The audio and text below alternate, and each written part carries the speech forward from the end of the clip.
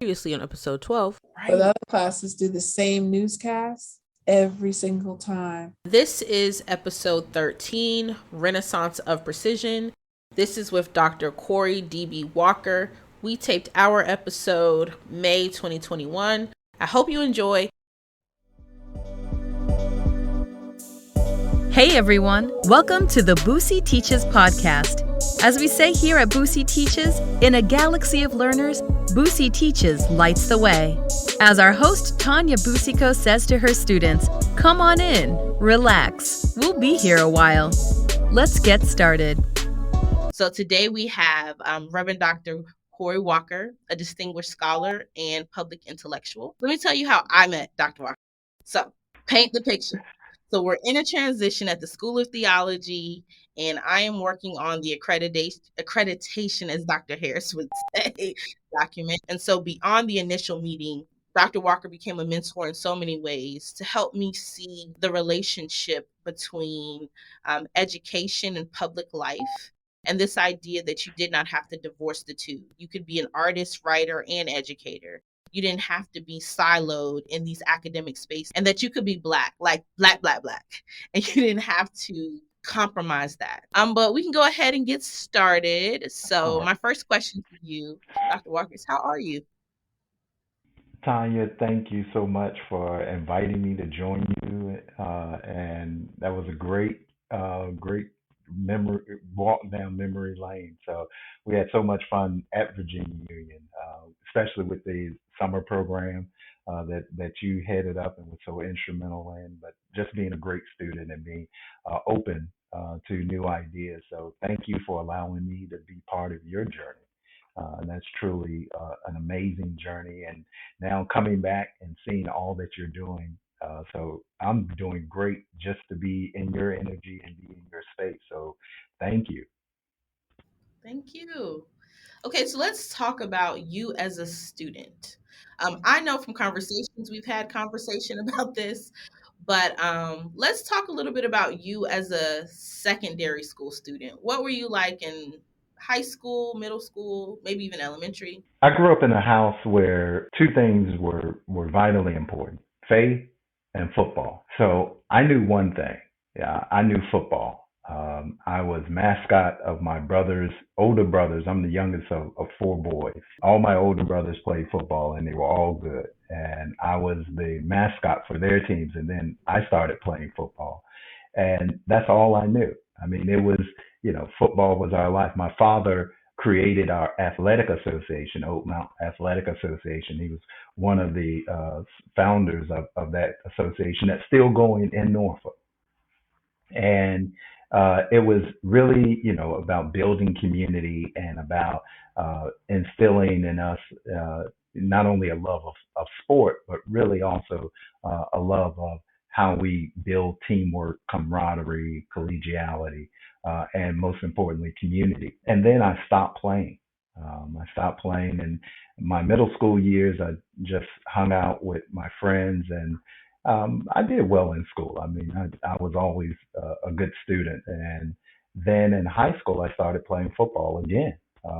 And it was at Norview, I started playing football and I started playing my junior year because I didn't want to play my freshman year. My brother was still there.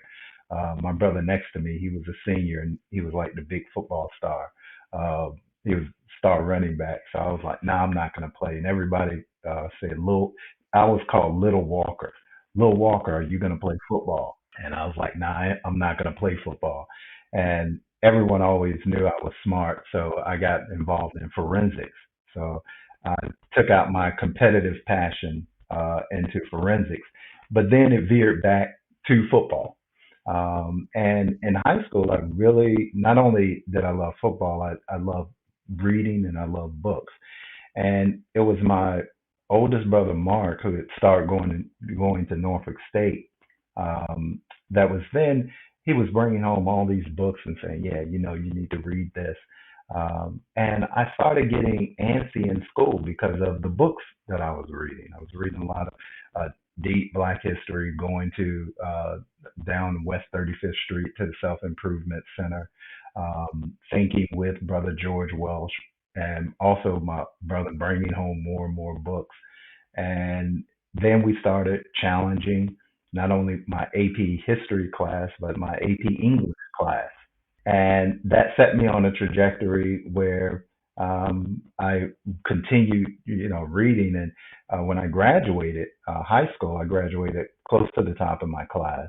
And my mother was scandalized at graduation because I was sitting on the stage with black Ray Bans on, and I had on you're back in the 80s, late 80s, you would wear these Africa patches to show your Oh, consciousness, okay. right? Okay. And Okay. I had on I think about two or three of those.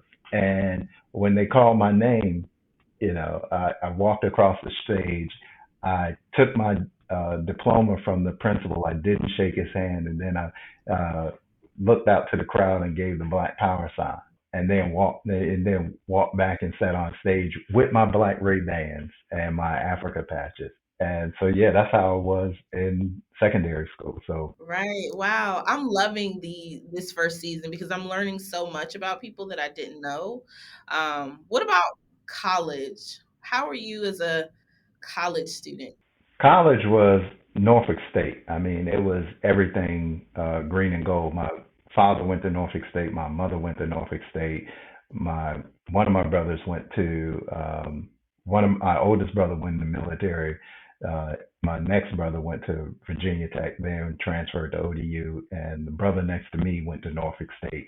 And so I immediately went to Norfolk State. Although my high school guidance counselor wanted me to go to a predominantly white institution. And I said, "Oh, so you basically what you're saying is I'm better than my parents. So no, I'm going to Norfolk State." And so Norfolk State was in my DNA. My high school football coaches went to Norfolk State. Everybody went to Norfolk State, so it was just natural to go to Norfolk State. And when I went there, it was right after Greek Fest, and I was an activist with Greek Fest, and so we created the Independent Student Council for Afro American Unity. I can remember Ice Cow, and we'd have these consciousness sessions, and then we get folks organized. We did organize with the NAACP with dear friend Anthony Sparrow to get 6 hours required of African American history of every student at Norfolk State. They had to take 6 credit hours, 2 classes of African American history. Because we said just because you go to a black college does not mean you have black knowledge. So we did that. We were activists on campus. We were and off campus. We were protesting the first Gulf War. We had big rallies against the Gulf War because we had a number of our colleagues and a number of my fraternity brothers who were being called up to active duty to go to the Gulf War. And I don't think folks understand that we use black folks use the military in multiple and complex ways. And that the military offered a way to pay for college without going into debt. But then when the military also decided, when we decided as a nation to go to war, then they could be called up to active duty. And that was a real challenge. But Norfolk State was just, I mean, it was great. We were involved in student government. I was really involved with student government at Norfolk State, but we also were connected to other student government associations throughout Virginia. Pat Southall, who was at JMU, she was student government president up there, and we remember, we travel up to other universities to connect with other student government associations. We lobby Richmond, so we do a lot, but we'd also make sure that we were connecting to the ground. So we have brothers and sisters connecting to West 35th Street corridor, and that's when um, Judge Jordan had his little gas station and shop there. And Judge Jordan was trying to build a conference center on the James uh, as a homage to our ancestors, the ancestors that came up to up to James, but also Brother George Welch, who used to own the Self Improvement Center. I think now it's called the House of Consciousness. Um, and the Self Improvement Center was very important for studying, for books, and there was the Islamic trading post where we could get proper food. And right around the corner was Muhammad's Mosque number 57. So it was a little area right in Norfolk where where our education at Norfolk State was one part, but then we had another education right on West 35th Street. Your enthusiasm for like, but everybody who goes to Norfolk State is like that. It's just so just hype. I think it's because it was there where where we first made those connections. I can remember in Lyman Beecher Brooks Library, we would spend time, sitting in front of the library, contemplating the cosmos, and we would speak on different things in front of the library. But we'd also go inside the library and just go through the stacks.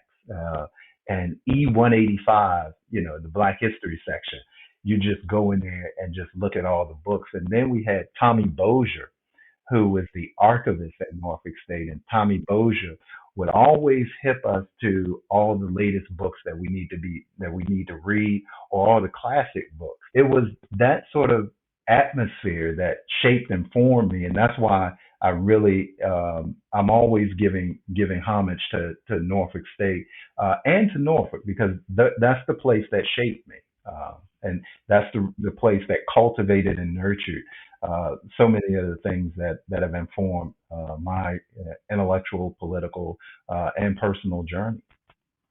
So speaking of shouting out your home of Tidewater, what made you decide that it was okay to leave for your studies? Well, I'll be honest. I married my college sweetheart, and she was leaving. So wherever she was going, I was going to follow.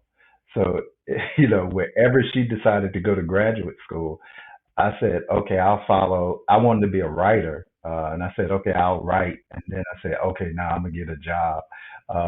But wherever she went, it was that's where I was gonna go. I was gonna be with her, regardless. So she decided to go to Charlottesville, and she was the one who really encouraged me. She's like, it's time for you to go. You've done a lot in Norfolk. Now it's time for you to move out. And she's from Portsmouth. And we got married, and she was in the band at Norfolk State. She was also a Denema scholar, which was the DeSort's National Institute for Minorities and Applied Sciences. She was a chemistry major. And we got married right after college. And when we got married, and we're still married, it's been since 1993. So we're coming up on 28, yeah, 28 years, yeah, Oh, 27, that's 28 years. great. And we went to Norfolk State together. And then she was going to get her PhD in chemistry. And so I said, wherever you go, I'll follow. And she decided to go to UVA. And that's where we ended up in Charlottesville. She's the first African American to receive a PhD in chemistry from the University of Virginia. Yeah. Wow. So what made me leave Tidewater? Love. For future seasons, I have to have her up here. That sounds like even that Oh, piece just is an amazing story. oh, she's amazing. She is Yeah. absolutely amazing. Oh, I can't. Oh, I've met her in passing, but oh yes, yes, I will definitely have to have her up here. And speaking of, and you mentioned this briefly, but can you share a little bit about how you navigated going from HBCU experiences to PWI institutions? Once you have that base and belief in yourself, going to Norfolk State, going to Virginia Union for grad school, you do have that sense of eh, understanding and belief in who you are, and what you're capable of. And so what happens really going into graduate school, going to, I took a year of classes at UVA while I was in seminary at Virginia Union. Then I went to Harvard, and then finished up at William and Mary. Right, it was easy. I did my PhD in 2 years. I guess it was about a year and a half. It was, I mean, it was you go there for a reason. So when I went to Harvard, it was really about I knew the resources they had, and I needed to get access to that intellectual those intellectual resources. And it was also the ways in which you can navigate that space. And I found that it was quite, it was easy navigating it. My wife, she had finished her PhD and she was doing a postdoc at MIT. So she was at MIT and I was at Harvard, and we lived right in this apartment in Harvard Square. So we're at both ends of Massachusetts Avenue. But the one thing we noticed is one thing we noticed particularly amongst black students was that a lot of black students had come from black colleges. I remember at Harvard, a lot of the men came from Morehouse, women from Spelman. In the sciences, it was Xavier University. And of course, my wife was coming in from Norfolk State. And I think those institutions prepare us in unique ways for the demands of that, particularly the graduate environment, because you know what you're capable of. It's not to say that you don't encounter obstacles and hurdles along the way.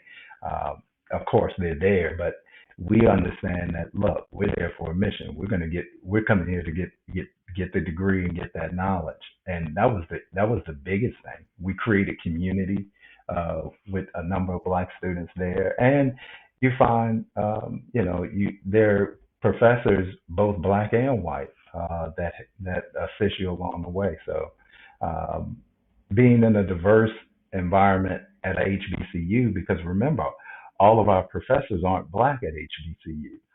Uh, and I don't think folks understand that. It's like your student body can be predominantly black, but in our contemporary moment that we went, the the faculty is diverse and incredibly diverse. So if folks want to look at models of faculty diversity, they need to go to HBCUs and look at how that happens. Because we get faculty from across the world, and of course you get both faculty of different racial and ethnic backgrounds in the U.S. So that was easy. The work is you'll find yourself at a different level of demand for work, but that's with any experience. You're not gonna be reading um, everything that you're going to be exposed to in graduate school at the undergraduate level, but you are prepared with a style of thinking and an approach to intellectual work that then enables you to go and read and think on your own. It was how did we navigate it? Just by utilizing the tools that we were equipped with at those black college spaces. Uh, Knowledge and learning don't change. It's just some new context and new content. You're right. You're right. So we want to shift a little bit to thinking about genius or purpose. So what would you say is your genius or your purpose? I think my purpose really is to be a great teacher. I love teaching.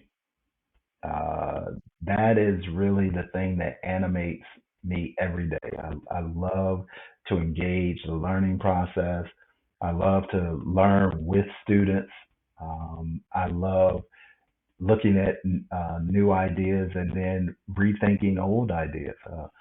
I know I teach um, Intro to African American Studies. I've taught that now for almost 2 decades, and that's still the class where I learn the most because I get to read one book over and over and over again, The Souls of Black Folk, and that is just critical for me, and that's a wonderful aspect, and it's a wonderful affirmation that my purpose is really to, teach, and I love being a teacher, and I love being able to do that every day.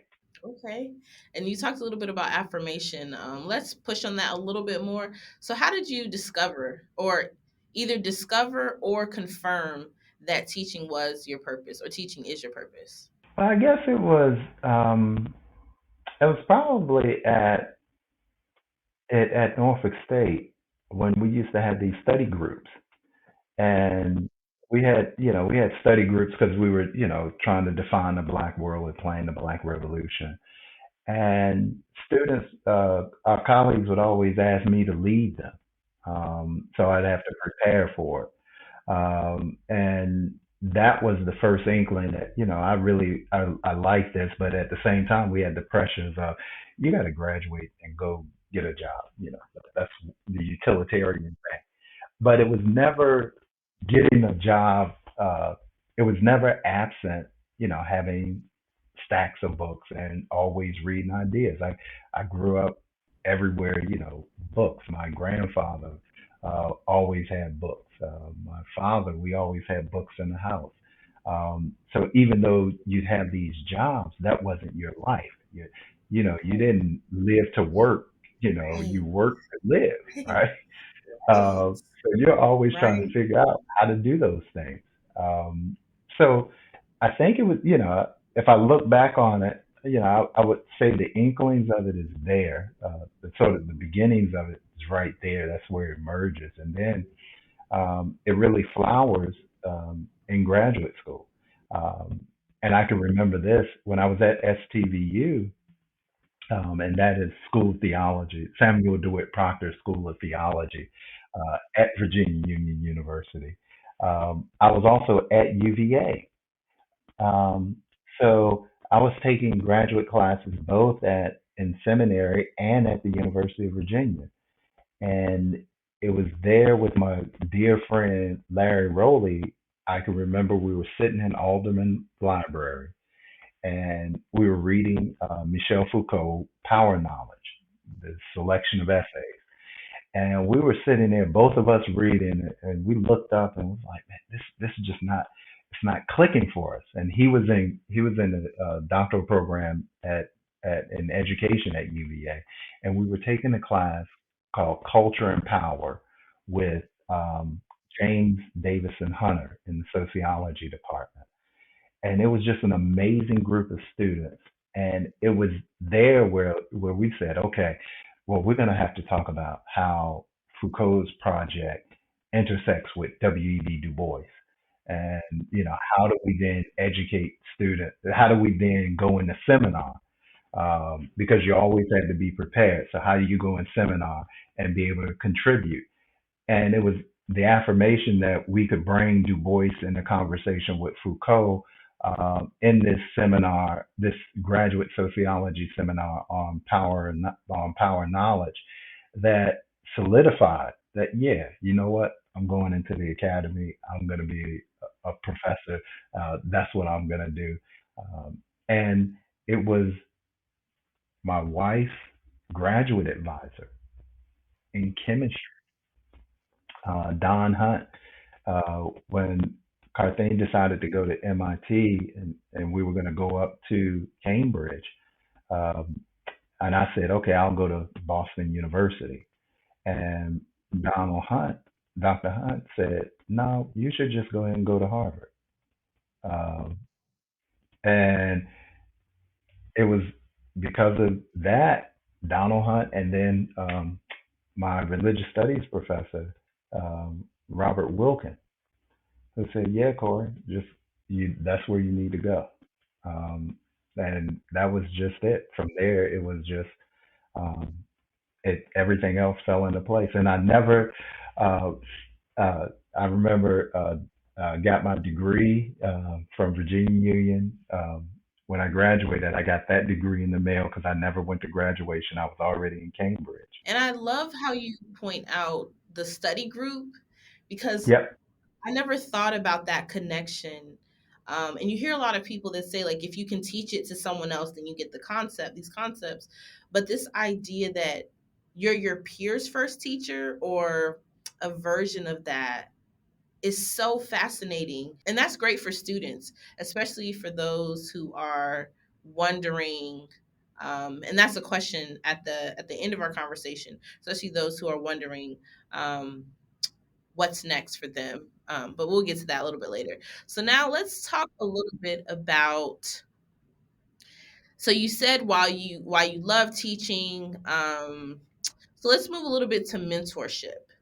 So you're a mentor to a lot of different people. And so how would you say first of all, what's your mentoring style and how does it differ between, the different constituents and people that you interact with?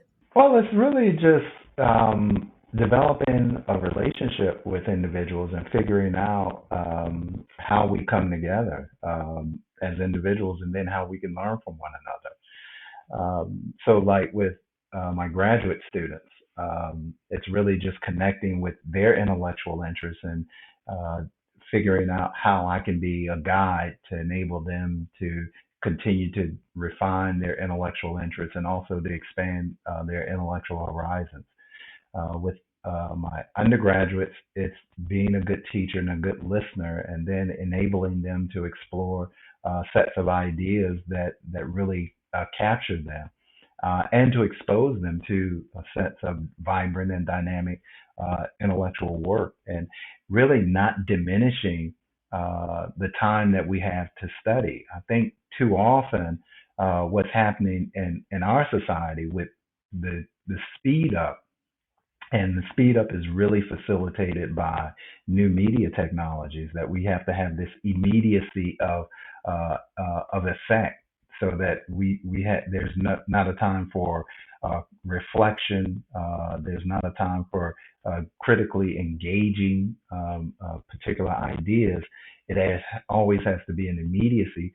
We want to slow down things a bit. I tell my undergraduate students that the 4 years in undergraduate is the only time where you have the ability to have sustained study.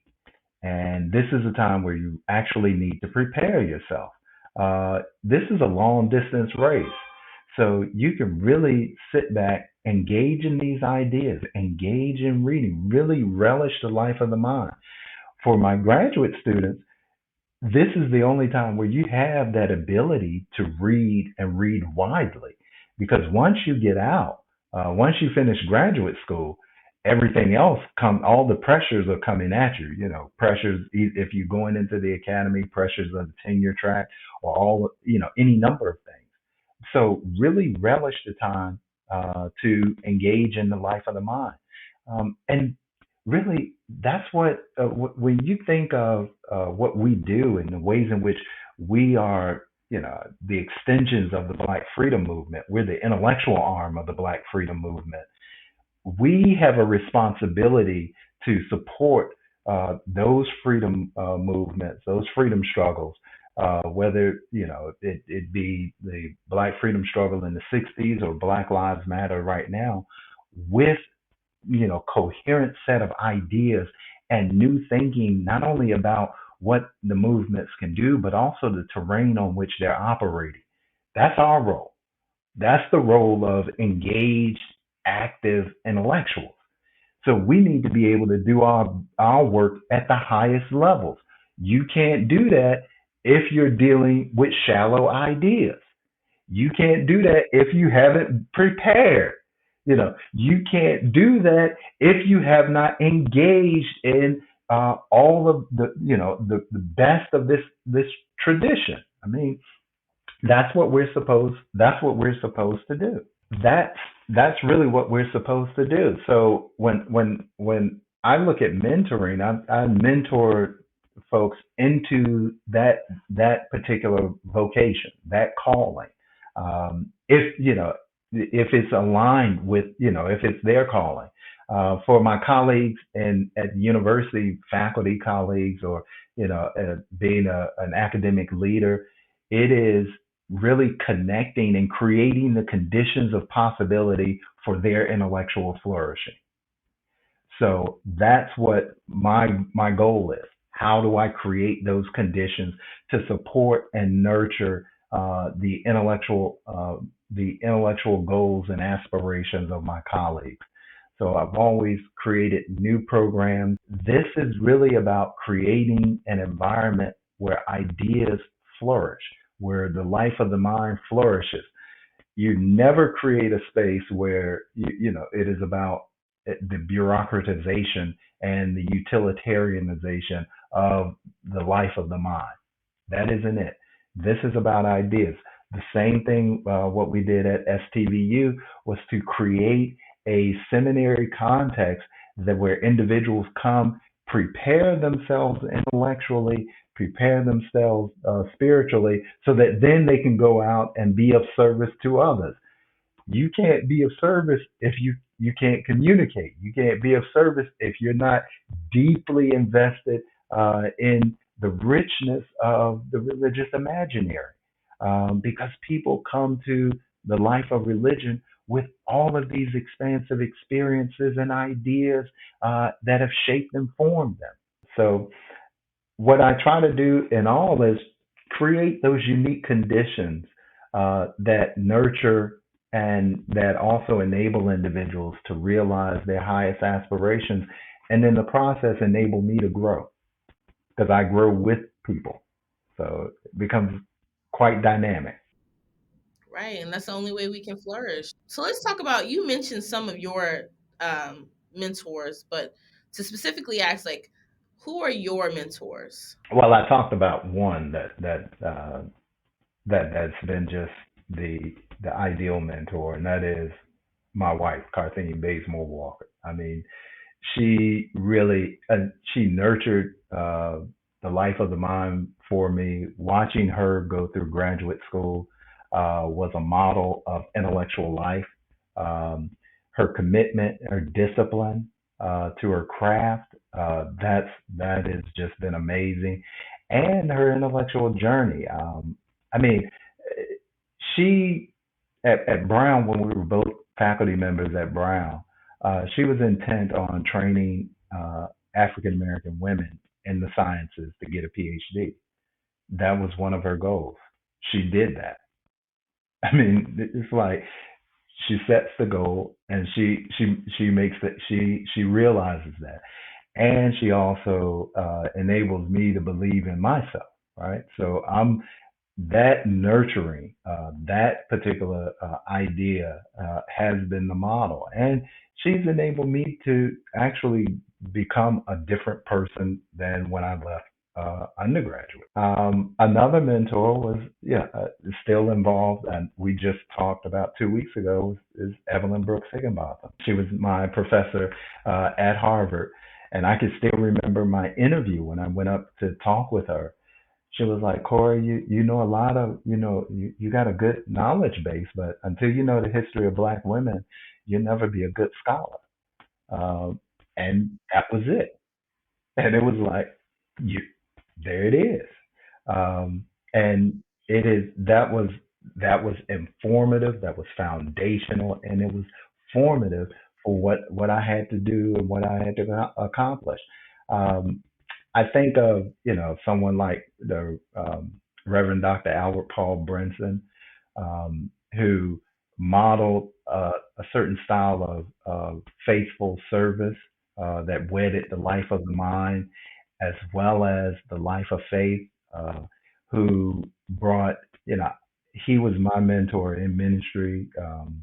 He connected me to the King tradition and the King family in very intimate ways. I mean, this is way the robe that he gave me when I became a or licensed minister was the robe that ML King gave him, and he passed that to me, and it was like let's pass this legacy on. But there's so many. I could still remember when me and my friend Larry Rowley sat up in 1997, sat up at the Omni Hotel in Charlottesville because Sam Proctor had come to give a Black History Month lecture at UVA. And we sat there and we ate bread pudding. We still remember that. Bread pudding, and talked about the future of the Black church. Um, they're just so many folks that have left their traces, and of course uh, Gloria and Melvin Walker, mom and dad. My mom was a librarian. My father was a social worker. Um, and their model was you being of service. And that's literally, how we grew up. Um, and it was just that model. And there's one last person I want to talk about, and it's my father's brother, Uncle Jerry, Jerry Walker. My uncle was the editor of the African World, the largest Pan African newspaper in the U.S., and it was the newspaper of the Student Organization for Black Unity that then turned into the Youth Organization for Black Unity. And it was his example that we learned about, Black liberation in the U.S., Pan Africanism. Yeah, what I'm hearing in your mentorship conversation, a couple of things.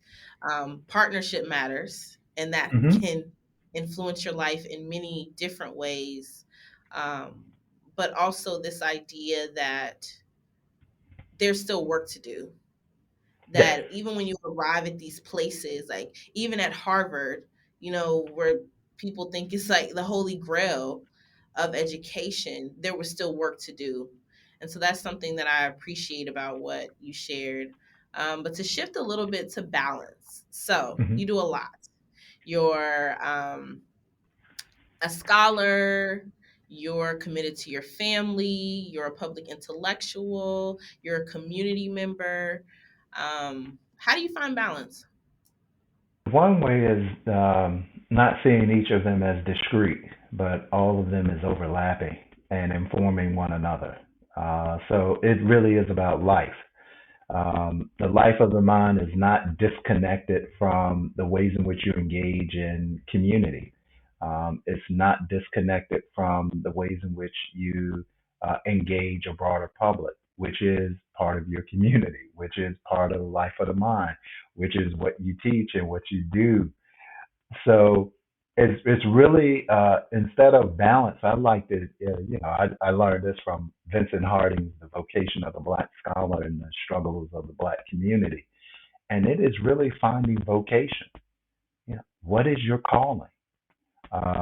And your calling then enables you to craft a life around what you're called to do. And it's not just in a narrow religious sense. Calling is evolving. So your vocation evolves, and you're always open to it. So it's not so much, do I have, balance? That still maintains capitalist political logic. That, oh, you still got to serve the capitalist ethos, and then you got to dissect and division your life, the division of labor in your life. And when you remove that capitalist framework, then you're saying, how shall I live? And once we begin to do that, that's what we have to, I think that's when we begin to shift the ways in which we think about, how we should live in community, and then how we should live in this planetary moment. But, this idea that I can find balance in a in unjust, unbalanced world, I don't want to continue with the capitalist model. I don't want to compartmentalize my existence. We don't live either or lives, so we should not begin to think of ourselves in either or logic. So I go through vocation and then see how they overlap and support, nurture, and inform one another. So if things aren't doing that, then you have to figure out how do you begin to do those things that overlap, nurture, and support the totality of how you want to live. That's the most important question, and that's where I think that question of balance really enables us to make a shift, a critical shift. That once we begin to open up from balance to vocation to living, then you begin to change society. I don't want to find balance. I don't want no balance, because then that enables a vicious, rapacious capitalism to continue on in its vicious, rapacious ways. Right. That is so good, because as you're talking, I'm thinking about at what point in my life that I began to feel the divisions. and at what point that I didn't. And I realized, particularly being at Union, being in that HBCU experience, um, seeing people at all facets of life, you're able to really see how people make a living with all the pieces instead of this is what I do here, this is what I do there. So, looking ahead a little bit, what advice would you give someone, um, particularly someone who may be interested in being an academic? What advice would you give someone who would ask, like, what's next in their life? If they're thinking about maybe their purpose, vocation. Um, I would probably really ask them what's their passion. What really animates you? What set of ideas, what experiences really things that really make you feel alive. If it's you're looking at an academic career, it really is about ideas. I have never seen anyone, I've never encountered anyone who does not love ideas, who did not have this, career in the academy in the ways in which they wanted it. It really has to be about a love of ideas at root. That has to be your foundation, because you're going to encounter administrative bureaucracy and mess. You're going to encounter institutional misalignment. You're going to encounter obstacles. That's par for the course. That's the thing that we call life, right? Uh, and that's what happens in living in human societies, because you encounter other humans, and that's the reality. So how do find those core things, those core issues that animate you? When I started after undergrad, I worked at State Farm Insurance, and I worked in underwriting. I worked in financial services when I graduated. I worked in underwriting, but I knew that wasn't the totality of what I wanted to do. So, I started exploring. So that's when the ideas came, and that's when, what was really animating me when I'm sitting at my desk reading books, and I'm like, well, I got to make a change. And there may be, I shifted to become a prison chaplain. And then it was there. So while I was in seminary, I was a prison chaplain. It was there, talking ideas with my colleagues there, that they said, chaplain, we need you out there so we don't come in here.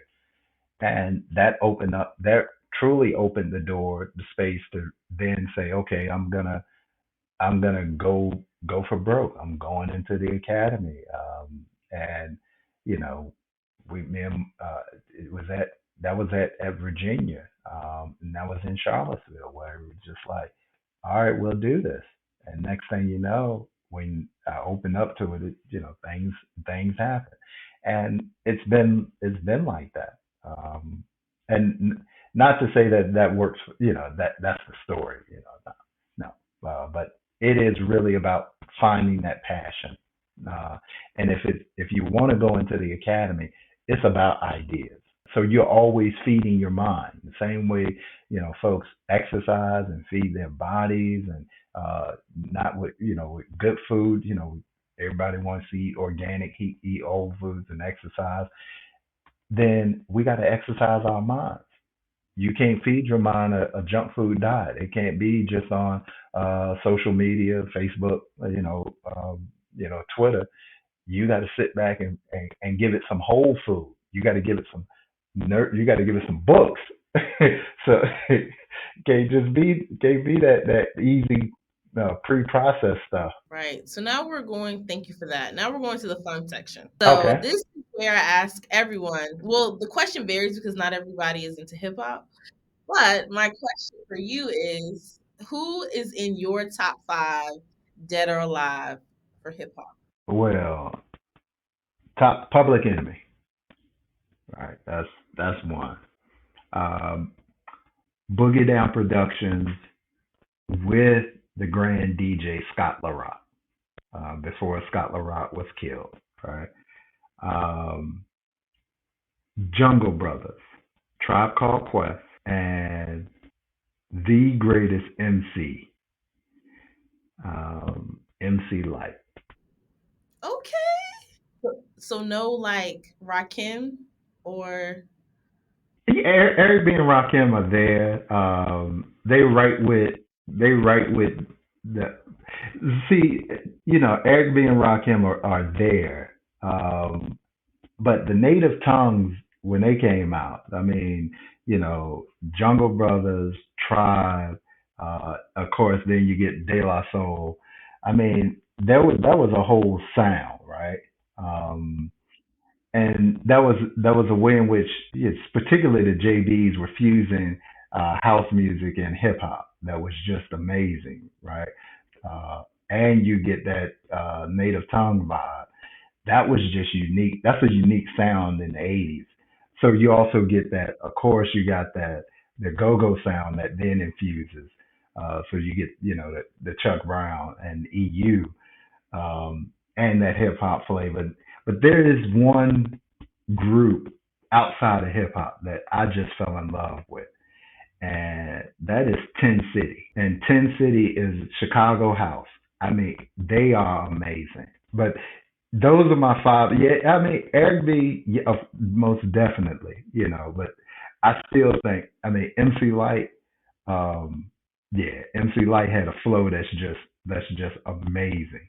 Um, and then of course, I mean, I loved her song, Georgie, little boy Georgie.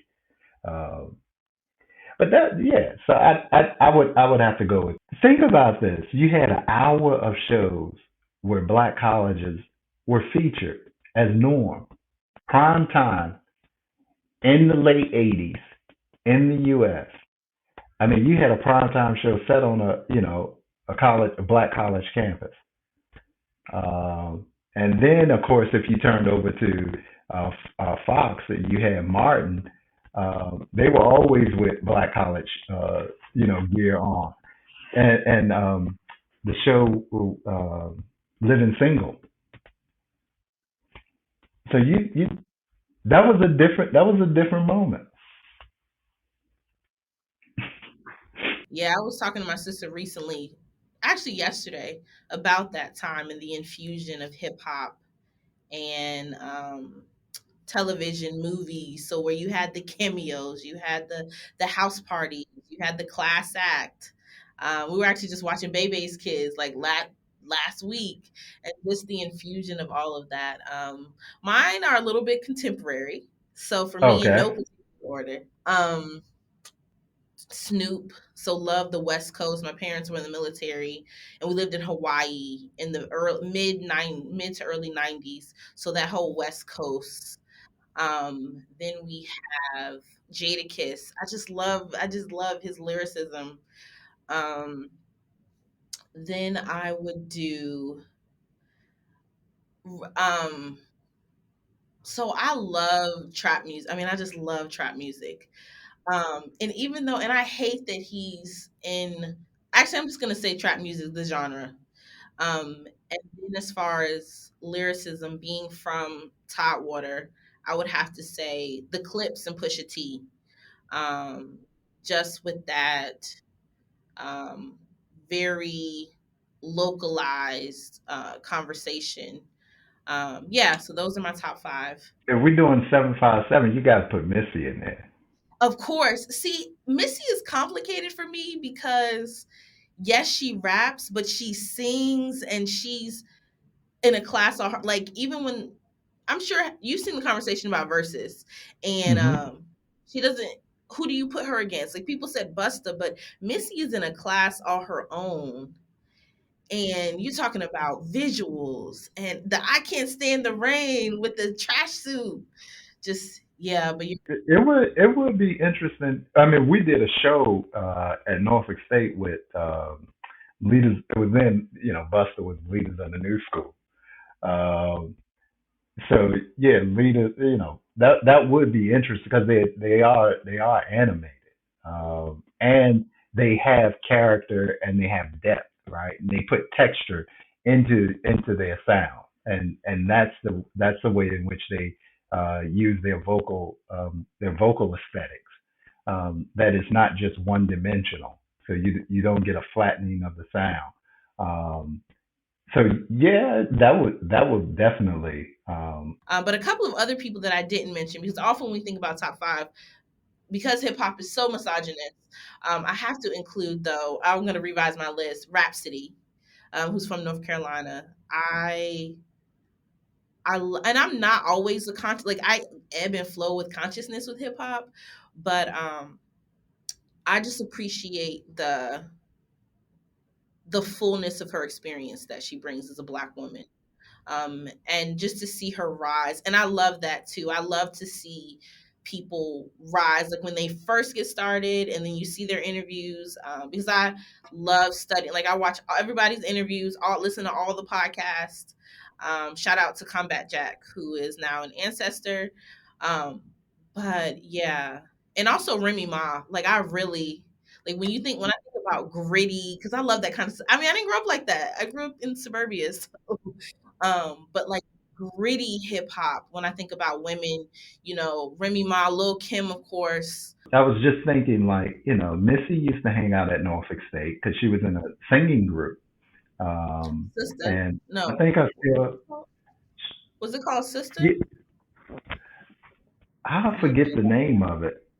I still have their demo tape. What? Yeah, I still have their demo tape. Yep, I still have their demo tape somewhere packed around in the house.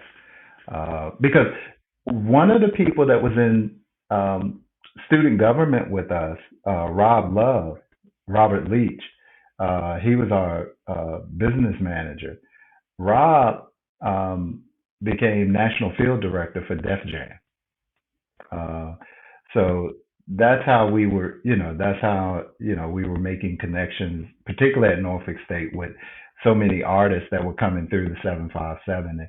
And Missy at that time, there was a brother who pledged Kappa at Norfolk State who was their manager.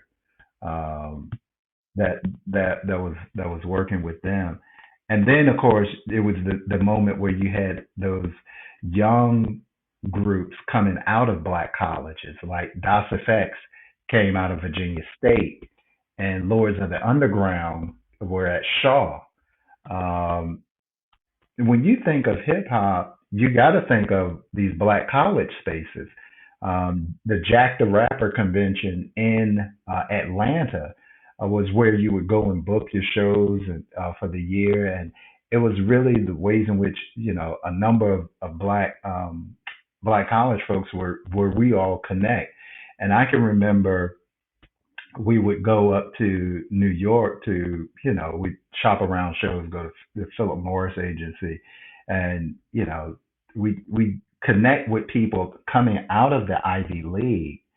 Um, but we were connecting more with other Black college uh, folks who wanted to get into the business. But it was at that same time, it's interesting how the scholarship of hip hop evades not now. Regina Bradley has reminded us about the South with her book on um, um, Stankonia, and looking at why am I blanking on their names? Outcast? Outcast in Atlanta. There's another book. I think the title of it is Third Coast or Left Coast, which looks at hip hop in the South. But you can't. I mean, you got to think of when we think of hip hop as this Bronx story. Hip hop is a story of Miami in the 1970s, and you remember that there's a distinct Miami sound. Of course, you got Houston and Texas in the 80s, the same way you have it coming out of different southern areas in the 80s. The reason why the 757 is so big is because we really had, this global naval population. It's diverse, and so the sounds are diverse. And we had a lively radio culture. Um, I remember listening to, so when Run DMC comes out with Walk This Way, and you hear that guitar, but Rockbox is with a guitar, right? Rockbox with Run DMC is a melding of that y'all. I mean, you think of Billy Squire and that. I mean, I think I just said Billy Squire because we used to love Billy Squire. Um, and you're like, well, how do you get this? It's a melding of sound. Mantronics is melding that new technology. I mean, Mantronics is amazing, and I know is it who's living in North Carolina now? Not Mantronics, but Terminator X. He's living in North Carolina. Yeah, the South. I mean, I think it's time for you, Tanya, to write a whole new history of the evolution and development of hip hop. I'm with it. I mean, when you're saying that, all I think about is because I just do so much studying. When Andre 3000 said at the 1995 Source Awards, the South got something to say. Um, yeah, you're right. It is time, and so I'm excited about my doctoral work, which is a conversation for another day. But I will take that mantle as you're saying this on this podcast. But I want to thank you, first of all, for coming, for making the time. I know that you're busy. Um, I appreciate the depth of conversation. You've been so generous. All the guests have been so generous, and I appreciate that. Um, and so I just want to, again, just thank you. Do you have any parting words before we go? Just keep doing what you're doing